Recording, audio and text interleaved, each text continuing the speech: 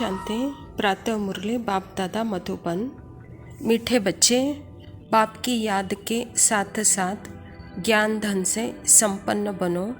बुद्धि में सारा ज्ञान घूमता रहे, तब अपार खुशी रहेगी।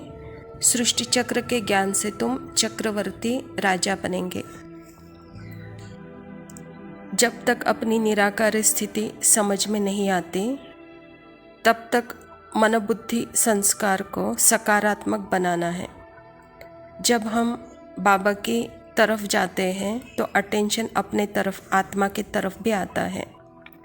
अपना सूक्ष्म सत्य सदा है ही निराकारी स्थिति, निर्विकारी, तब हमको रियल लगने लगता है।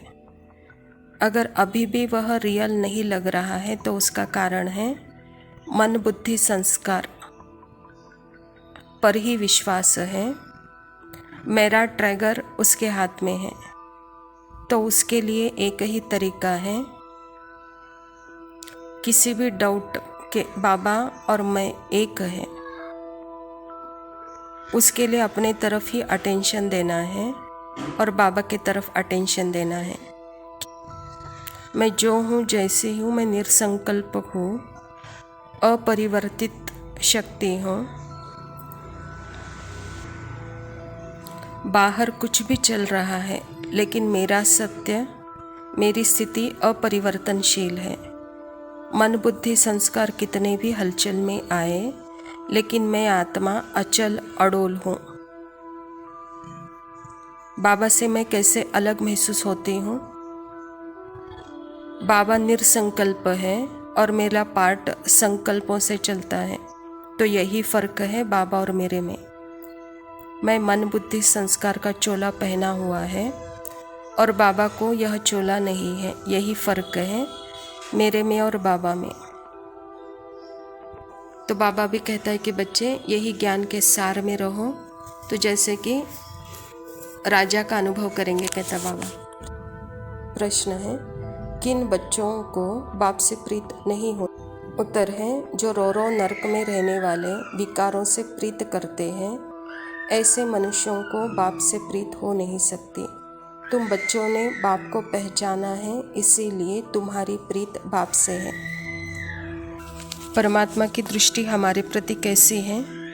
परमात्मा हम आत्माओं को हमेशा चोले से अलग देखते हैं और मुझे भी वही अटेंशन दिलवा रहे हैं कि बच्चे अपने आप को यह संकल्पों के चोले से अलग करो, इसे उतारो और अपने स्मृति स्वरूप स्थिति में रहो कि वहाँ मैं आत्मा सर्व संपन्न हूँ, सर्व प्राप्ति से भरपूर हूँ। सिर्फ अपने स्व पर और बाबा पर अटेंशन हो। ड्रामा के दृष्टिकोण से संपन्नता सबकी अलग अलग है, लेकिन आत्मा के दृष्टि से सब आत्माएं संपन्न स्वरूप में हैं। लेकिन यह ड्रामा अनुसार हर संकल्पों का चोला हर आत्मा को उतारना पड़ेगा समय अनुसार।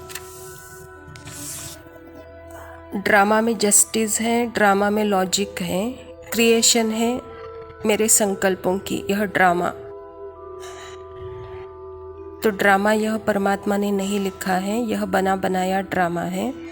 परमात्मा भी इस ड्रामा में बंधायमान है, अर्थात अपना पार्ट प्ले कर रहे हैं। इस ड्रामा में सब अपनी अपनी इम्पोर्टेंट हैं, वैरायटियाँ हैं, कलरफुल ड्रामा है। तो बाबा ड्रामा को किस दृष्टिकोण से देखते हैं? हंस और बगुला। क्यों कहते हैं बाबा हंस और बगुला? जो पूजा लायक गुण है वह सिर्फ ओरिजिनल आत्मा में ही है। उस गुण के पूजा भी होती है और गायन भी होता है, तो यह है फाउंडेशन। तो बाबा भी कहता है कि बच्चे इस फाउंडेशन को भूलना मत, क्योंकि मैं थॉटलेस बीइंग हूँ। अटेंशन सिर्फ थॉट से हटाकर थॉटलेस बीइंग पर हो, कहता बाबा। दूसरा प्रश्न है, किसे सतयुग में आने का हुक्म नहीं है? उत्तर है, बाप को भी सतयुग में आने का हुक्म नहीं है, तो वहाँ काल भी आ नहीं सकता।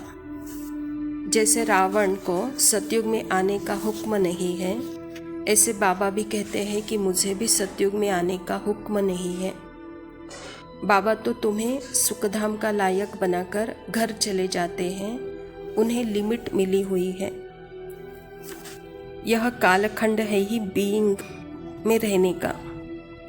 थोड़ी थोड़ी बीइंग की स्थिति नीचे आती है, लेकिन वहाँ संकल्पों की दुनिया नहीं चलती। अपने स्वधर्म में है तो वहाँ थॉटलेस, टाइमलेस, स्पेसलेस है। इसीलिए वहाँ कैलेंडर, घड़ी, त्यौहार, पद्धतियाँ, संप्रदाय, रीति रिवाज, जात पात आदि वह नहीं होते हैं। वहाँ आत्मा अपने धर्म में होने के कारण जॉयफुल है, एंजॉय कर रही है सबके साथ, क्योंकि वहाँ सभी के सभी एक ही स्थिति में हैं, संकल्पों से परे की स्थिति। इसीलिए ही उसे स्वर्ग कहा जाता है। देवता अर्थात ही आत्मा अपने नेचुरल गुणों में है, तभी तो उसकी पूजा होती है। वहाँ संकल्प ही नहीं है, इसीलिए वहाँ मृत्यु का भय नहीं। ऐसे नहीं कि वहाँ शरीर नहीं छोड़ते, शरीर छोड़ते हैं, लेकिन पुराने वस्त्र छोड़कर नए वस्त्र का अनुभव करते हैं। उनको पता है कि आत्मा अलग है, शरीर अलग है। शरीर मेरे शक्ति से चल रहा है, यह आत्मा को पता है। और आत्मा वहाँ पे टिकी है अपने सत्य में। तो यही बताते हैं बाबा कि मुझे भी वहाँ पे आने की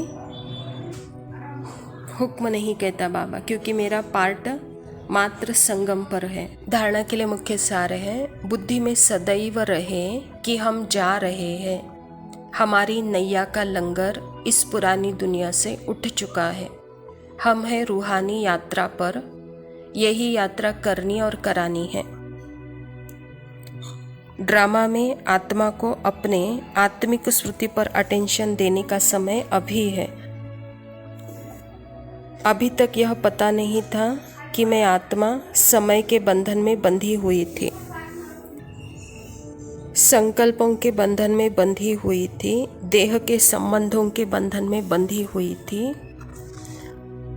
अभी आत्मा को यह रियलाइज होता है कि मुझे कोई बांध नहीं सकता, लेकिन मैं ही ड्रामा में बंधी थी। अब मैं इससे अलग अपने ओरिजिनल रूप में हूँ। यही है रूहानी यात्रा। यह ओरिजिनलिटी सिर्फ 5000 वर्ष के बाद एक ही बार अनुभव होती है, जब परमात्मा पिता आते हैं और हमें स्मृति दिलाते हैं। तभी इससे मुक्त होकर हम जीवन मुक्त, कर्मातीत अनुभव करते हैं। निसंकल्प स्थिति, अपरिवर्तनशील स्मृति में सदा हम टिक सकते हैं। दूसरा पॉइंट है, किसी भी बड़े आदमी के सामने निर्भयता भभके से बात करनी है, फक नहीं होना है, देही अभिमानी बनकर समझाने की आदत डालनी है। आत्मा का ओरिजिनल गुण है ही निर्भयता। वह डरती नहीं है अपने पास्ट और फ्यूचर से, वह प्रेजेंट में रहकर सामना करती है। अपने ओरिजिनल स्मृति स्वरूप स्थिति में है, तभी वह त्रिकालदर्शी कहलाती है। तीनों कालों का एक समदृष्टि से देखती है, तीनों लोकों को अपने अंदर पाती है। और इसी स्थिति को ही देही अभिमानी स्थिति कहा जाता है। वरदान है, व्यर्थ व माया से इनोसेंट बन दिव्यता का अनुभव करने वाले महान आत्मा भव। महान आत्मा अर्थात सेंट इसे कह देंगे जो व्यर्थ व माया से इनोसेंट हो। जैसे देवताएं इससे इनोसेंट थे, ऐसे अपने को वो संस्कार इमर्ज करो। व्यर्थ से अविद्या स्वरूप हो, क्योंकि यह व्यर्थ का जोश कई बार सत्यता का होश यथार्थता का होश समाप्त कर देता है। इसीलिए समय, श्वास, बोल, कर्म सब में व्यर्थ से इनोसेंट बनो। जब व्यर्थ की अविद्या होगी तो दिव्यता स्वतः अनुभव होगा और अनुभव कराएंगे। बाबा कहता, जब आत्मा जागृत होती है तो उसे पता ही नहीं कि व्यर्थ, विकार, नेगेटिव क्या है। इससे वह जैसे इनोसेंट है।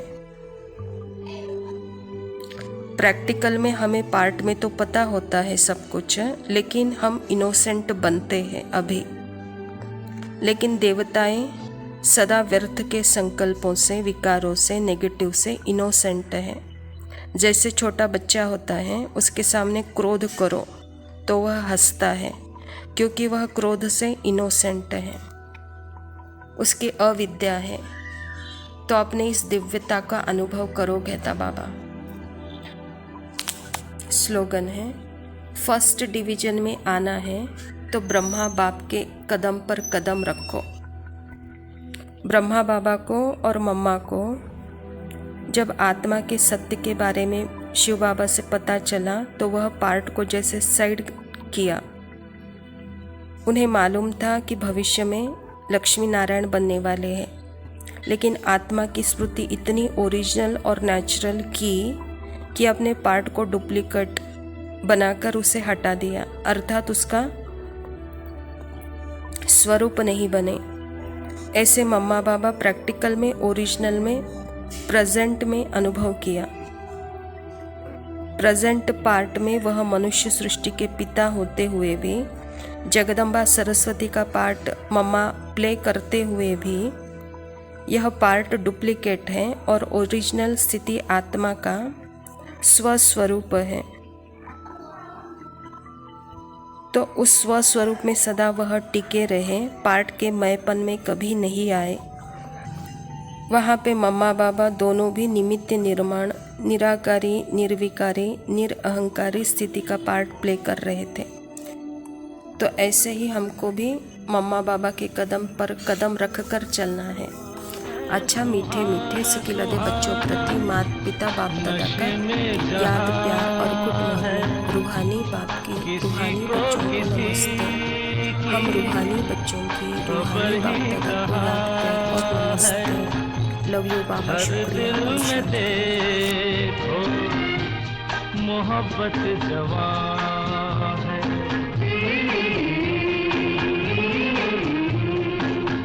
समा है सुहाना सुहाना।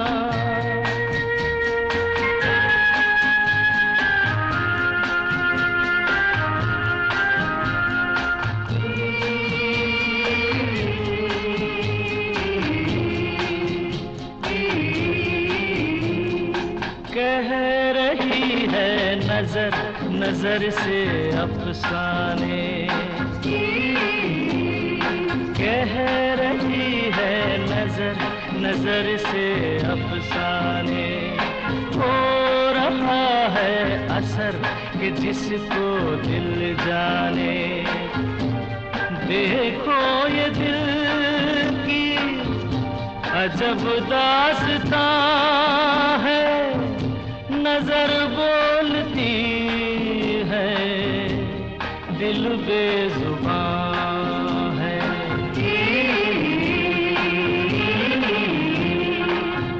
समा है सुहाना सुहाना।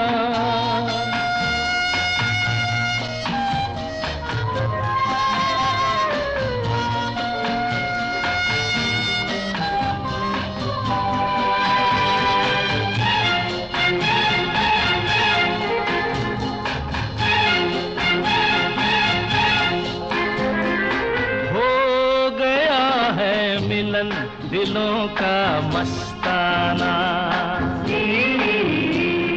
हो गया है मिलन दिलों का मस्ताना। हो गया है कोई किसी का दीवाना। जहाँ दिल रुबा है दिल भी वहाँ है, जिसे प्यार कहीं वही दरमियाँ है।